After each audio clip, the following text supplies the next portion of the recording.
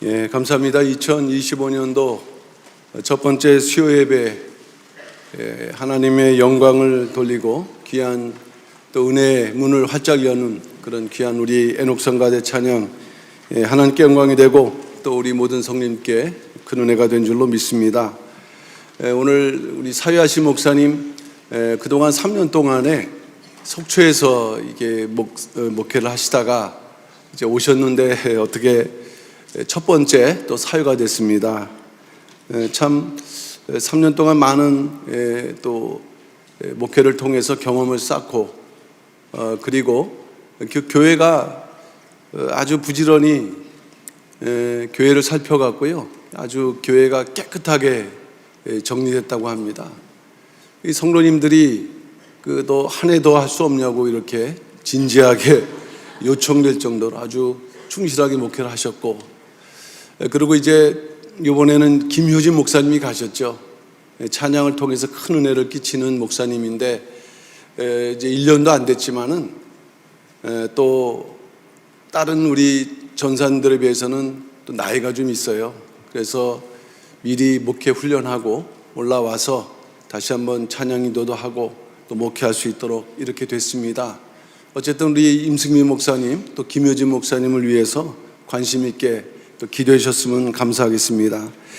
저는 오늘 우리 사유하신 목사님께서 읽어주신 그 레위기서 11장 44절에서 45절 말씀, 산 제사 회복에 힘쓰는 한 해, 산 제사 회복에 힘쓰는 한 해라는 제목으로 오늘 말씀의 은혜를 나누고자 합니다. 우리가 오늘 1월 1일인데 신년이 되게 되면 먼저 계획이 있고 또 소망이 있겠죠. 그러나 하나님과의 관계에서는 먼저 하나님의 소원이 무엇인가, 또 하나님의 소원을 이루어들기를 우리가 결심하고 나간다고 할 때 하나님께서는 이 2025년도 우리 계획, 우리 소망 이상으로 반드시 그 이상의 큰 복, 오늘 신년 예배 말씀처럼 장래의 소망이 끊어지지 않는 복이 금년 안에 우리 모든 가정의 형통과 승리로 이루어질 줄로 믿습니다. 하나님의 소원, 그것은 늘 말씀드리지만은 구속사의 성취입니다. 왜냐하면 구속사의 성취는 아담 이후 역대 선지 선열들이 그들을 거쳐서 오늘까지 내려오고 있는데 아직 종지부가 되어 있지 않는 역사이기 때문입니다. 그러나 이 역사는 아무나 할 수 있는 것이 아니에요. 아무렇게 되는 것이 아닙니다. 먼저는 하나님께 드리는 산 제사가 회복이 되고, 산 제사를 통해서 거룩한 백성이 된 자들을 통해서만 이 구속사의 성취는 이루어지기 때문에 우리가 2025년도를 맞이하면서는 산 제사를 회복하는 한 해가 되어야 되겠다라고 우리가 이제 그 뜻을 모으고, 또 구속사 시리즈 12권의 주제가 제사입니다. 오늘날 예배죠. 우리가 예배를 드리는데 이 예배가 하나님께 연락되는 예배인가를 깊이 물으면서 진정한 예배를 회복하는 한 해가 되겠다 한다는 면에서 금년호 산제사로 정결하고 거룩한 백성이 되어 구속사 성취에 힘쓰는 교회, 이것이 2025년도 표가 되겠습니다. 오늘날 그렇다면 예배 생활은 어떤가? 우리는 큰 두 가지의 파고를 만난 거죠. 2019년도부터 시작된 코로나, 여전히 국내외 모든 교회들이 온라인이라는 그러한 아주 평이한 방법을 통해서, 또 편리한 방법을 통해서 진정한 예배 회복을 하지 못하고 있는 것이 현실입니다. 우리 평강제일교회는 일주일에 4번씩 이탈측의 그 예배 방해죠. 우리가 여기서 예배 드린다 하지만은 마음은 빼앗길 수밖에 없어요. 그러다 보니까 진정한 하나님께서 연락하시는 예배를 회복하는 한 해가 되어야 되겠다. 분명한 것은 구속사 말씀의 세계적 전파는 더 요청되고 우리에게 가까우고 있을 때, 이 2025년도는 70년 성취를 향한 그 첫 번째 해가 된다는 그런 각오로 각자 신앙을 점검해보고 또 더불어서 협력하는 이 구속사 성취 역사에 우리가 힘차게 달려갈 수 있는 그런 한 해가 되시기를 먼저는 주님의 이름으로 축원합니다. 그렇다면 오늘 제목처럼 산제사 회복에 힘쓰는 한 해일 때 첫 번째로 산제사라는 것이 무엇인가? 산제사. 작은 첫 번째로 볼 때 산제사는 하나님께서 연락하시는 제사입니다. 하나님께서 받으시는 제사. 우리가 산제사를 할 때 영어 성경을 보게 되면은 Living Sacrifices라고 번역하고 있습니다. 그야말로 살아있는 생명력 있는 제사가 되는 것인데, 다시 말하면 하나님께서 기쁘시게 연락하시는 받으시는 제사가, 예배가 바로 산제사가 된다는 것입니다. 그러므로 이 제사, 이 예배가 살아있는 제사냐 아니면 죽은 제사냐라는 기준은 어디 있는가? 하나님께서 연락하시는가 하지 않는가에 있다는 말씀이죠. 레위기 22장 29절 말씀 보게 되면 너희가 여호와께 감사 희생을 드리거든 너희가 연락되도록 드릴지며. 우리가 그동안 레위기서에서 관심을 갖지 못했는데 이제 12권 3권을 통해서 레위기서가 우리에게 열리고 더 가까이 다가오고 있는 것이에요. 그 가운데 이 제사가 연락이 되느냐 또는 연락하지 않으시겠다라는 이러한 표현들을 우리는 발견할 수 있어요. 저나 여러분들은 예배를 드린다고 하지만 정작 하나님께서 받지 않으시는 예배를 드릴 수 있다는 말씀입니다. 만약 그렇다고 한다면 우리가 드리는 예배가 산 예배가 아니라 한다면 죽은 예배가 될 수 있다라는 두려움을 가져야 돼요. 죽은 예배를 드리면서도 정작 스스로 만족하거나 착각할 수 있다는 것입니다. 야고보서 2장 17절 이와 같이 행함이 없는 믿음은 그 자체가 죽은 것이라고 말씀했어요. 믿음도 그 중요한 요인, 중요한 내용이 빠져 있게 되면은 겉다리, 그 죽은 믿음이라고 부른다고 할 때 예배도 하나님을 기준으로 볼 때 하나님께서 받지 않으시는 예배를 한다면 그것은 산 예배, 산 제사가 될 수 없다는 말씀입니다. 이러한 제사는 횟수로 수천 번을 드린다 할지라도 단 한 번에 살아있는 그 예배를 드리는 그 예배보다 나을 수가 없어요. 일반적으로 한국교회에서는 예배를 표현할 때 예배 본다 이런 말을 써요. 그 의미가 무엇인지 잘 모르고 그냥 일상적으로 씁니다. 근데 이것은 성경의 원리적으로 대단히 문제가 있는 표현이죠. 왜냐하면 예배를 보시는 분은 오직 살아계신 하나님 한 분인 거예요. 무제한 가운데 예배 본다 하지만 그것은 순간 그 말로 하나님의 자리에 앉는 거랑 다를 바가 없어요. 근데 문제는 우리는 그러지 않죠. 평강제일교회 성도들은 이 표현만큼은 철저해요. 우리는 예배 드린다는 말만큼은 정확하게 사용하고 있습니다. 그런데 문제는 우리가 말로는 예배 드린다고 하지만은 진정으로 하나님께서 받으시는 예배를 드리고 있는가 하는 것은 또 다른 문제가 된다는 것이에요. 역시 하나님께 예배 드린다고 하지만 그 예배가 정작 하나님께서 받으시는 예배인가? 이제 이 12권 상고는 우리에게 그 지혜와 그 기준을 말씀하고 있다는 면에서 중요하다는 것입니다. 창세기 4장 5절 말씀 볼 때 가인과 그 재물은 연락하지 아니하신지라 가인이 심히 분하여 안색이 변하니. 아담과 하와의 범죄 이후에 에덴 동산에 쫓겨났죠. 그 아담과 하와의 두 아들 가인과 아벨은 어떻게 하면 하나님 앞에 나아갈까 하는 그 조건이 제사였어요. 아벨의 예분은 받으셨지만 가인의 예분은 받지 않으셨습니다. 그 이유가 무엇이든지 간에 연락하지 않는 제사가 있다는 것을 말씀하고 있는 것입니다.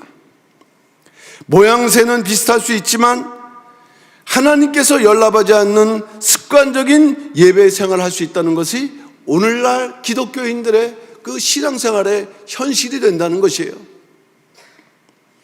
그렇다면 어떠한 예배가 하나님께 연락되는 예배, 살아있는 예배가 될 수 있는 것일까요? 우리는 구속사 시리즈 12권 상권을 기준으로 생각해 볼 때 가장 기본적으로는 하나님의 명령, 하나님의 법대로 드리는 예배가 그것이 연락되는 예배이고 그것이 바로 살아있는 예배가 된다는 말씀입니다. 구약 레위기에 나타난 제사법을 보게 되면 오직 하나님의 명령대로 제사를 드릴 때만 연락하시고 그렇지 않으면 하나라도 뭔가 빗나가면은 나는 연락하지 않겠다라고 분명하게 밝히고 있습니다. 레위기서 1장 3절 4절 말씀, 그 예물이 소의 번제이면 흠없는 수컷으로 회막문에서 여호와 앞에 연락하시도록 드릴지니라. 그가 번제물의 머리에 안수할지니 그리하면 연락되어 그를 위하여 속죄가 될 것이라. 이 제사, 이 예배의 궁극적인 목적은 속죄에 있어요. 그러나 그 과정에서 연락이 안 될 수 있음을 말씀하고 있는 것입니다. 지금 읽어드렸던 말씀은 간단하게 기록되어 있고 그 명령을 순종하는 것이 그렇게 어렵지 않게 느껴질 수 있습니다. 그러나 그 행간에 숨겨진 여러 상황들을 우리는 유추해 볼 수가 있어요. 첫째로 소를 드리는 번제임에도 불구하고 다른 종류의 생축을 드릴 가능성이 있다는 것입니다. 왜냐? 소의 값하고 양의 값은 다르기 때문인 거죠. 제물을 드리는 그 비용이 아깝다는 생각이 들어갈 수 있는 거예요.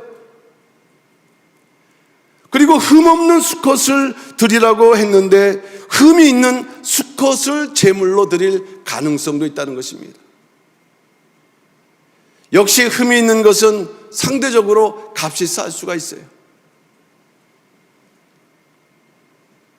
또한 여호와 앞에 제사인이 제물을 직접 잡아야 되는데 한번 생각해 보세요. 소를 우리가 잡는다. 잡을 수 있을 것 같아요? 벌레 한 마리도 우리가 잡기가 힘든데? 그것이 두려워서 다른 사람에게 부탁했다.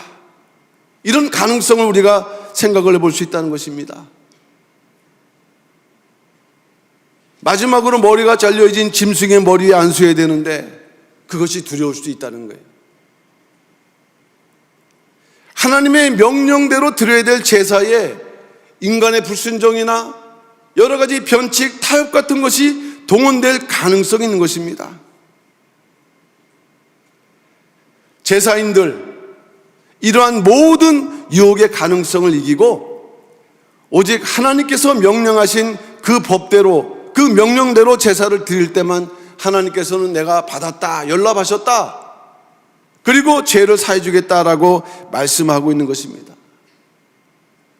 이에 비해서 하나님 명령대로 드리지 않을 경우에 연락하지 않겠다라고 경고하는 말씀도 여러 번 말씀했어요.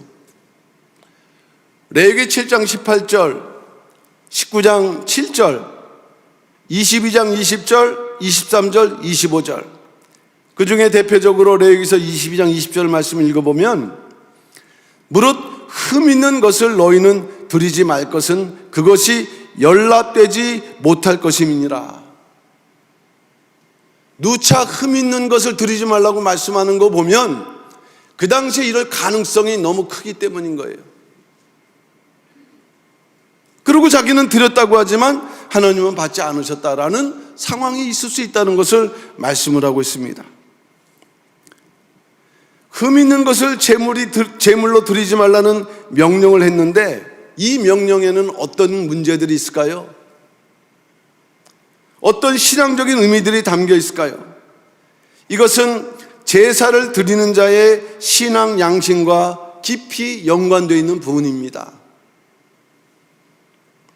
분명 흠없는 제물에 비해서 흠 있는 제물은 말씀드렸던 대로 상대적으로 가격이 저렴할 수 있어요.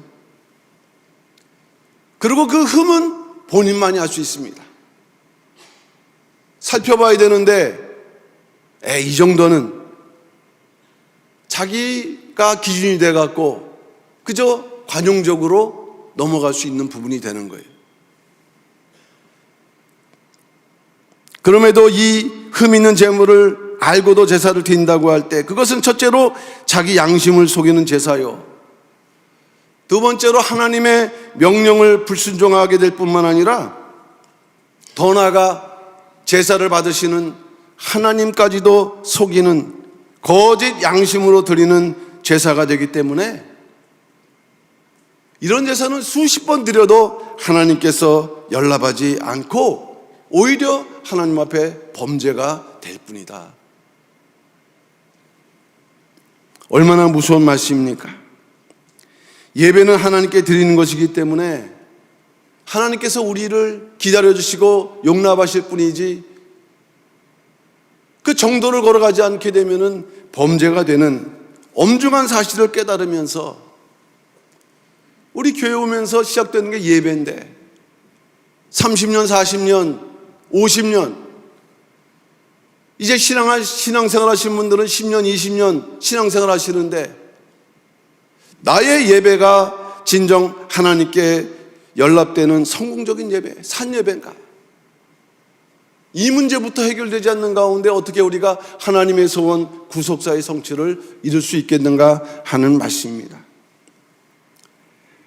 그렇다면 우리는 어떻게 2025년도를 맞이하면서 하나님 앞에 연락드리는, 하나님께서 연락하시는 예배를 드릴 수 있을까 하는 것입니다. 그것은 바로 하나님 앞에서, 제물을 드릴 때도 하나님 앞에서예요. 제단 앞에서 상한 심령과 통회하는 마음의 자세로 제사를 드리는 그 마음이 늘 살아있어야 한다는 말씀이에요. 이것이 바로 우리들에게 원하시고 구하시는 제사, 하나님께서 연락하시는 제사라고 시편 51편 17절은 말씀을 하고 있습니다. 하나님의 구하시는 제사는 상한 심령이라, 하나님이여 상하고 통회하는 마음을 주께서 멸시치 아니하시리이다. 상하고 통회하는 마음,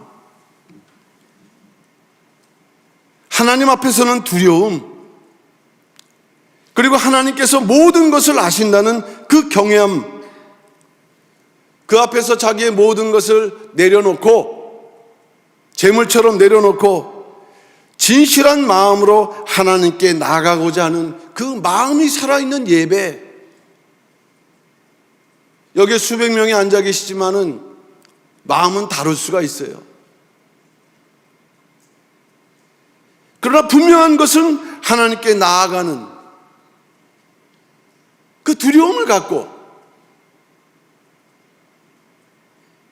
또 상하고 그 통회하는 그런 마음으로 늘 우리가 하나님 앞에 용서를 구하는 마음으로 나아가는 살아있는 습관적인 예배가 아니라 말과 마음에도 늘 하나님께 연락되기를 바라는 그 마음으로 우리가 살아가면서 드리는 예배, 이 예배가 2025년도 우리가 회복해야 될 예배라는 것을 말씀하고 있습니다. 시편 19편 14절, 나의 반석이시여 나의 구속자이신 여호와여, 내 입의 말과 마음의 묵상이 주 앞에 연락되기를 원하나이다. 하나님은 우리가 드리는 재물보다 우리 마음을 원하시는 거죠. 그 마음이 안 되니까 재물을 통해서 깨닫게 하시는 거예요.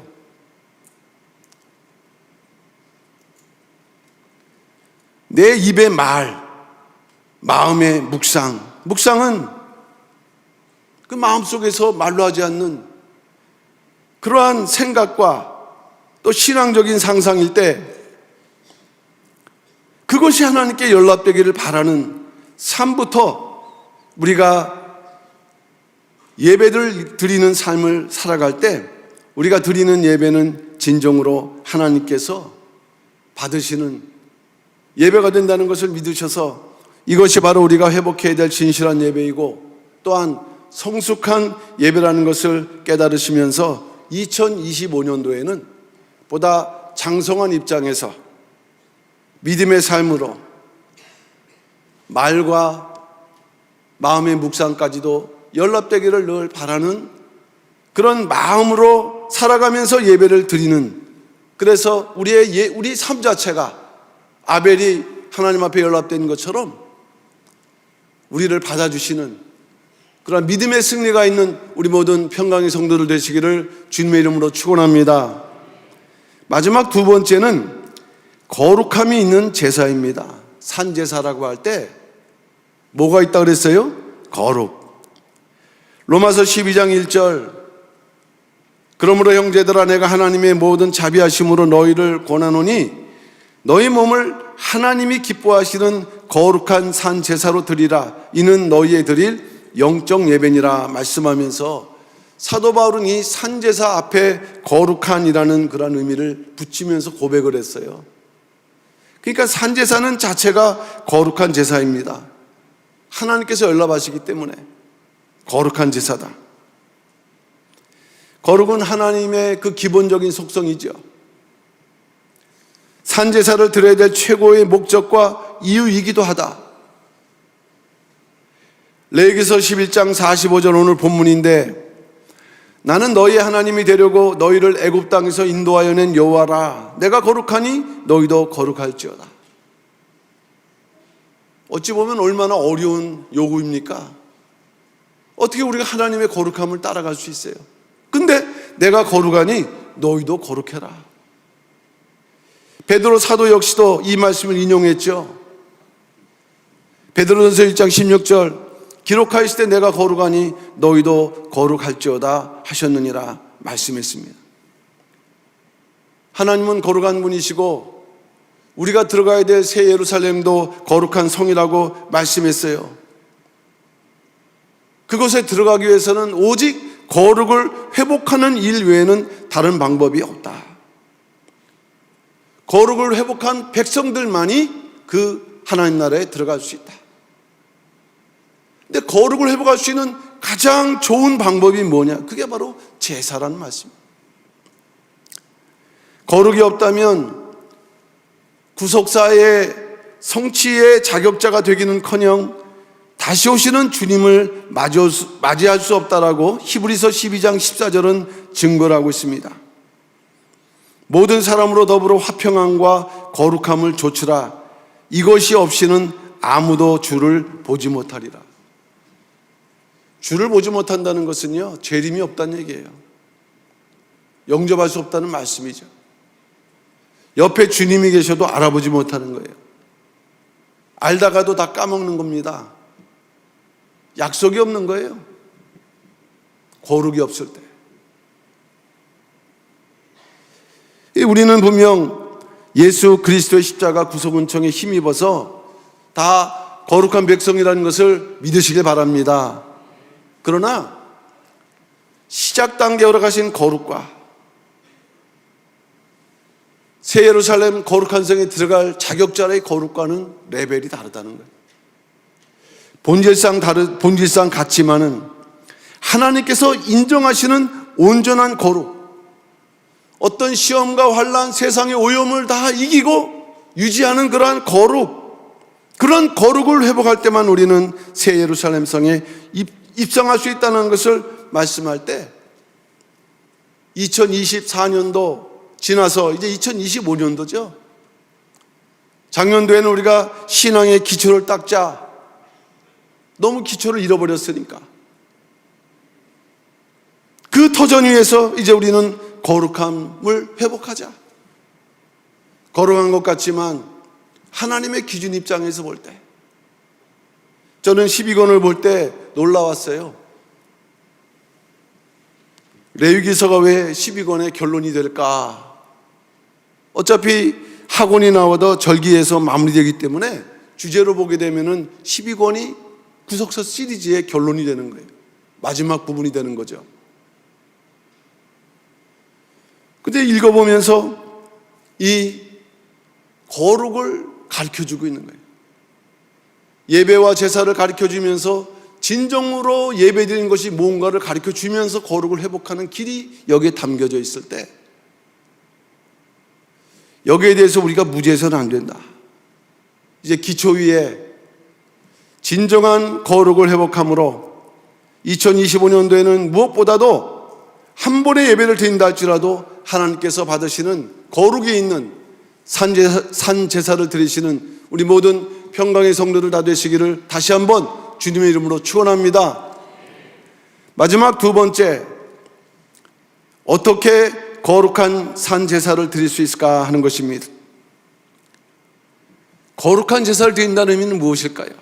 한마디로 말씀드려서 구별 있는 삶, 구별 있는 삶,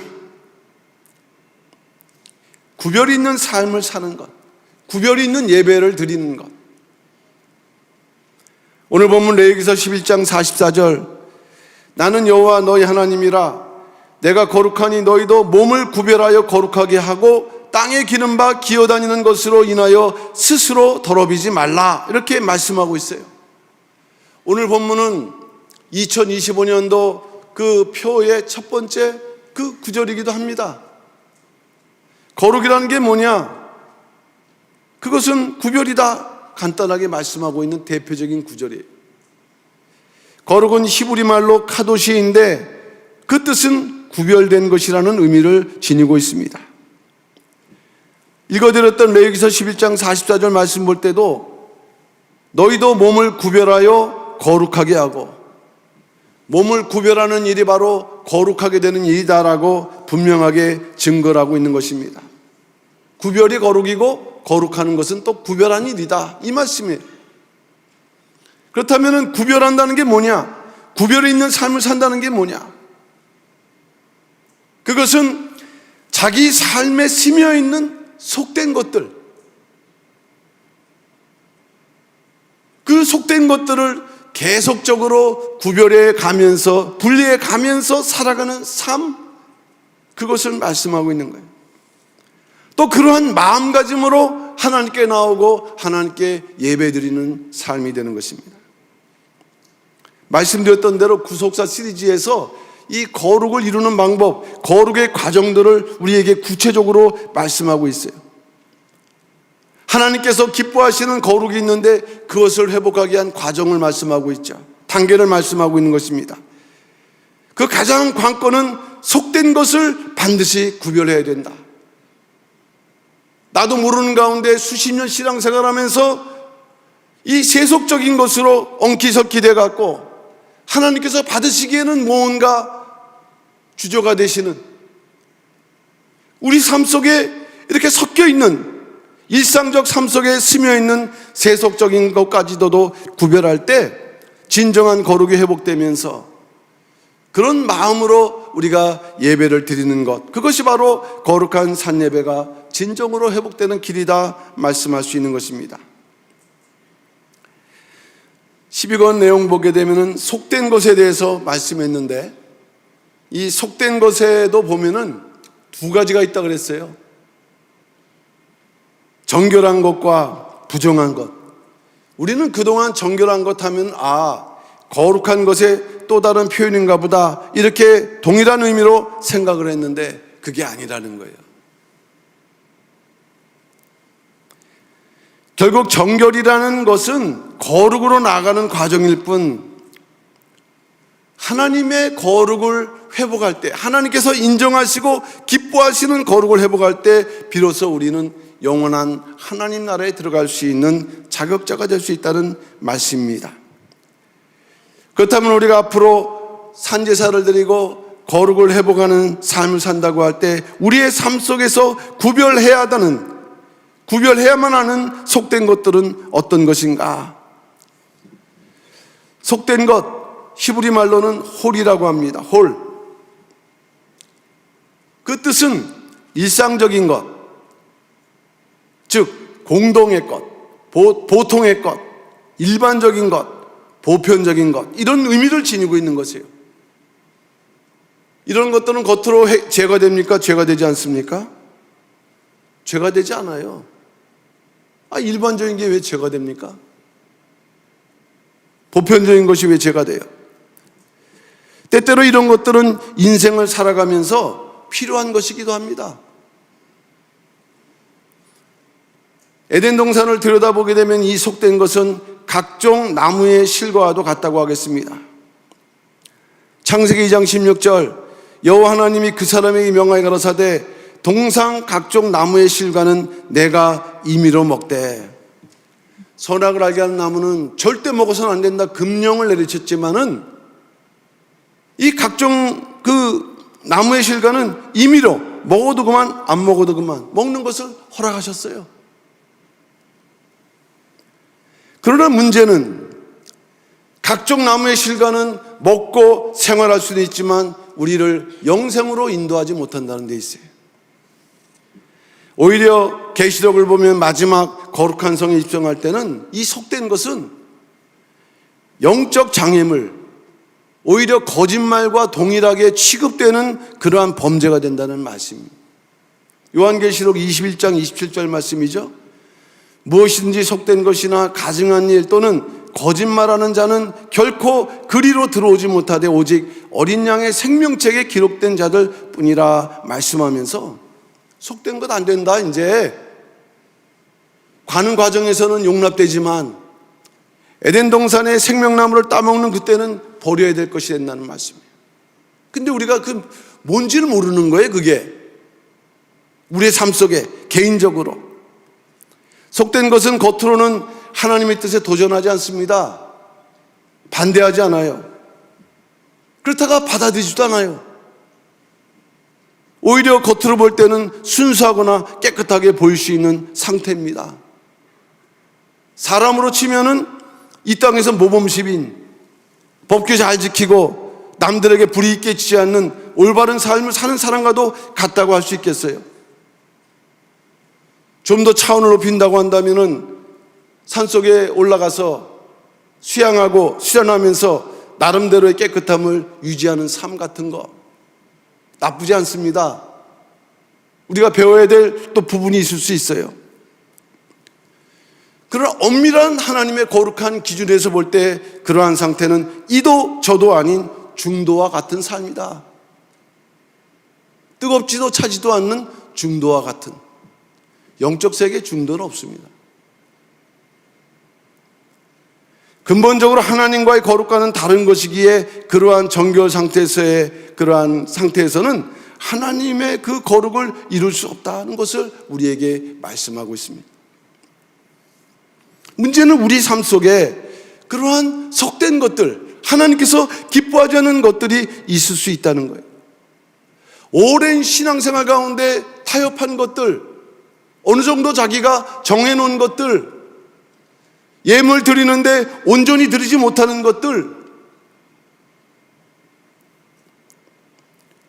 더 나아가 하나님의 뜻과 상관없는 옛사람의 습관들, 그러나 그런 것들을 분리하고 구별하고 이탈시킬 때 우리의 삶 거룩이 진정한 거룩으로 나오고 있다는 거예요. 속된 것은 각각 다를 수가 있습니다. 하나님의 뜻 앞에 어느 정도 각자 타협한 부분이 있을 수 있어요. 그건 누군지 무엇인지도 알 수 없어요. 분명한 것은 이 거룩한 산제사, 우리가 이러한 산제사를 드린다고 할 때는 이제 이러한 신앙의 고민을 이제 해야 될 때가, 왜? 때가 가까워졌기 때문에. 이스라엘 백성들은 유월절 이후에 7일 동안 무교절을 지키기 위해서 집안에서 누룩을 제했죠. 그 무교절 때는 제해야 돼요. 평상시에는 유교병 먹을 수 있습니다. 그러나 하나님께서 이제 거룩해 하는 절기에서는 누룩은 다 제해야 돼요. 만약에 청소하는 게 귀찮아서 제대로 안 했다, 누룩이 있다, 이 속죄의 문제가 생기는 것입니다. 근데 그걸 습관화되었다, 자기에게 법이 되었다, 구원이 있을 수 없는 것입니다.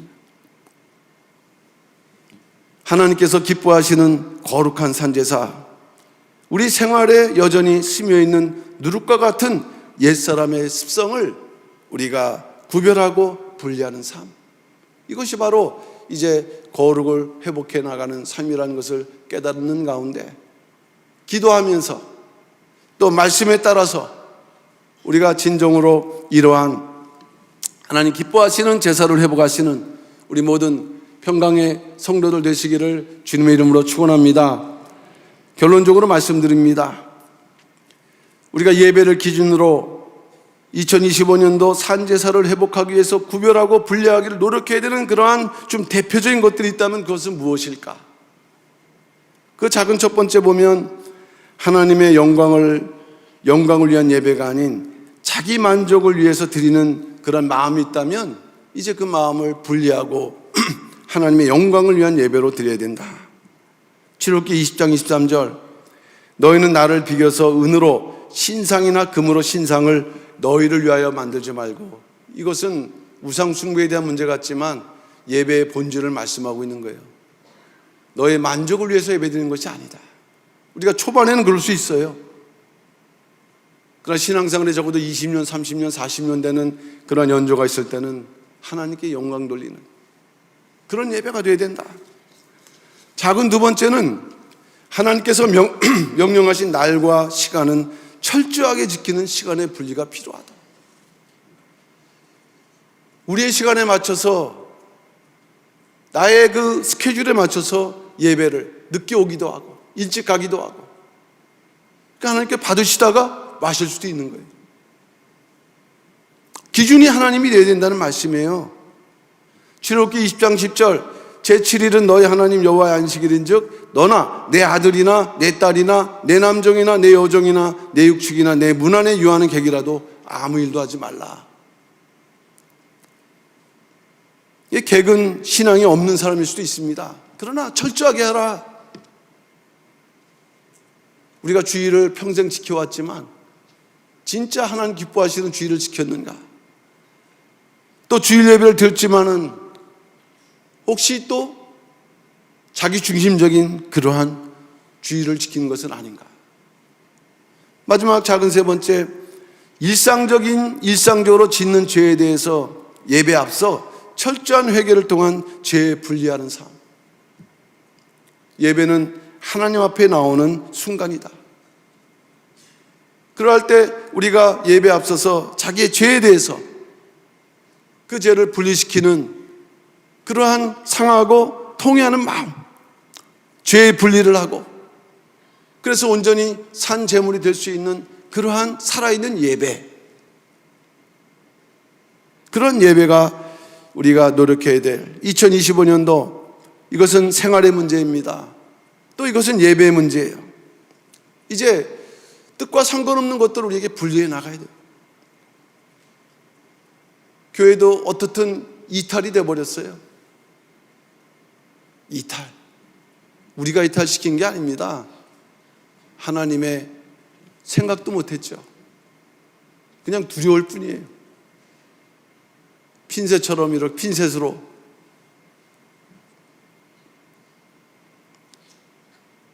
우리는 하나님의 다급한 마음을 헤아리면서 2025년도 선물로 주셨구나, 이런 마음으로 거룩을 회복해서 먼저 예배부터 다시 기초를 쌓고 하나님 원하시는 거룩을 내 삶 속에서 이루어감으로 정말 구속사 성취를 더욱 앞당길 수 있는, 앞장서시는 우리 모든 평강의 성도들 다 되시기를 주님의 이름으로 축원합니다.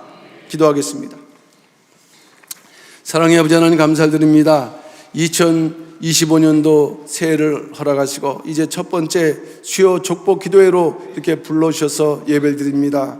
아버지 하나님, 2025년도 산제사, 정결과 거룩한 백성이 되는 산제사를 드리기에 결단하고 각오하고 그 지혜를 알아서 이제 아버지 하나님이여, 한 번의 예배를 드리더라도 연락되는 예배를 드릴 수 있는 우리의 모든 평강의 성도들 될 수 있도록 역사하여 주시옵소서. 예배가 살아남으로 하나님 역사하시고 구속사의 그러한 지경이 더욱더 확장될 수 있는 2025년도 승리하고 또한 형통하고 장래의 소망이 끊어지지 않는 복이 우리 개인과 가정과 사업과 교회 또한 전세계 구속사교회에 넘치는 2025년도 한 해가 될 수 있도록 역사하여 주시옵소서. 예수님 이름 받들어 감사 기도 올려옵나이다. 아멘.